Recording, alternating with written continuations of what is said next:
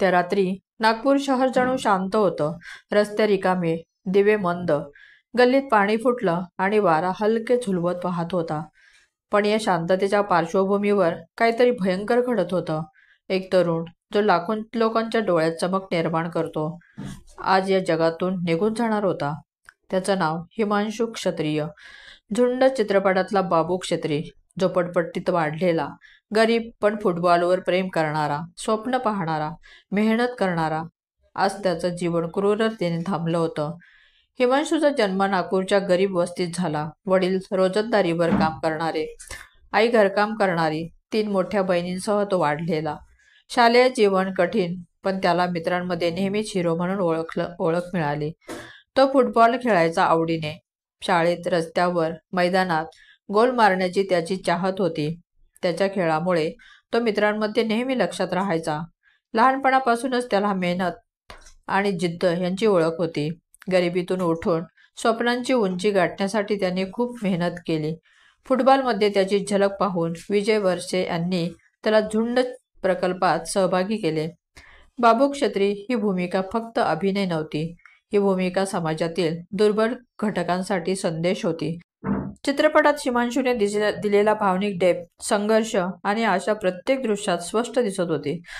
चित्रपटाच्या यशामुळे त्याला थोडी प्रसिद्धी मिळाली, पण वास्तविक जीवनात अडचणी कायम होत्या. आर्थिक तंगी, झोपडपट्टीतील परिस्थिती, त्याचा संघर्ष अजूनही चालू होता.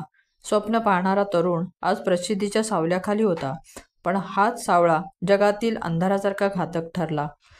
हिमांशू आणि ध्रुव, हिमांशूचे जुने मित्र, शाळेतले दिवस, फुटबॉल सामन्यांचे किस्से, लहानपणापासूनची मैत्री, दोघेही त्याच्यासोबत होते. खूप चांगले मित्र होते. ध्रुव आणि हिमांशू यांच्यात काही वेळा दृष्टीभेद होत असायचा, पण त्या रात्रीचे वाद हे मित्रत्वाच्या सीमेपलीकडे पोचलेले होते. दोघांमधील ताण, राग आणि वाद या रात्रीचं प्रारंभिक अंग बनले. एक जुने बंद घर, दारुणाई, फक्त गल्लीतली शांतता आणि काही आठवणींचा गंध. वाद सुरू झाला. पैशांचा मुद्दा, लहान अपमान किंवा फसवणूक वाटलेली. राग वाढला, ताण वाढला. ध्रुव हातात लोखंडी रॉड घेऊन उभा होता. हिमांशूला जोरात मारलं. तो खाली कोसळला, पण ध्रुव थांबला नाही. दगड, तार आणि क्रूरतेचा संगम. सकाळी नागरिकांनी मृतदेह पाहिला. चेहरा ओळखता येत नव्हता. पोलीस आले, पंचनामा केला आणि ओळख पटली. तो होता हिमांशू क्षत्रिय. ध्रुवची पार्श्वभूमी, पूर्वी बिल्डर, नोकरी गमावलेली, आर्थिक अडचणी. त्याला हिमांशूच्या थोड्या प्रसिद्धीने मन मोडलेले होते. पोलीस चौकशीत ध्रुव म्हणाला, माझा हेतू मारण्याचा नव्हता, पण रागाच्या भरात मी नियंत्रण गमावलं.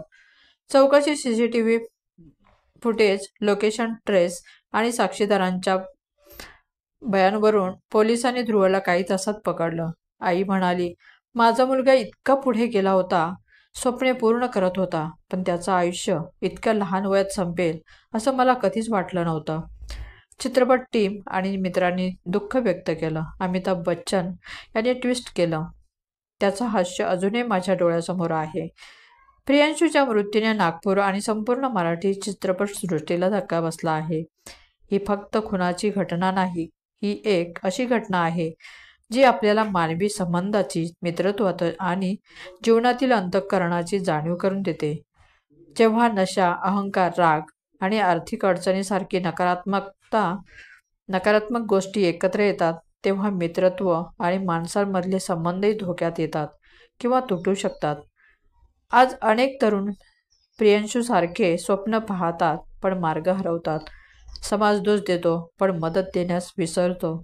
जेव्हा आपण झुंड पाहतो, हिमांशूचा हसू डोळ्यासमोर येतो. तो आपल्याला शिकवतो, स्वप्ने पहा, मेहनत करा, परंतु मित्रत्व, प्रेम आणि सहकार्य कधीही विसरू नका. राग आणि अहंकार जिथे प्रवेश करतात, तिथे नातं तुटतं आणि जीवनच नष्ट होतं. ही घटना आपल्याला हे शिकवते की प्रियांशू फक्त एक कलाकार नव्हता. त्यातून आपल्याला मानवता, प्रेम आणि सहानुभूतीची खरी ताकद मिळते. झुंडमधला हिरो प्रियांशू क्षत्रिय आपल्याला आठवण करून जातो की आयुष्य किती नाजूक आहे. स्वप्ने पहा, मेहनत करा, पण वेळेत हात देणं आणि प्रेम दाखवणं कधीही विसरू नका. कारण काही वेळा एक छोटा हात, एक छोटा संदेश एखाद्या जीवनाची दिशा बदलू शकतो. व्हिडिओ आवडल्यास लाईक करा. चॅनलवर नवीन असाल तर सबस्क्राईब करायला विसरू नका. धन्यवाद.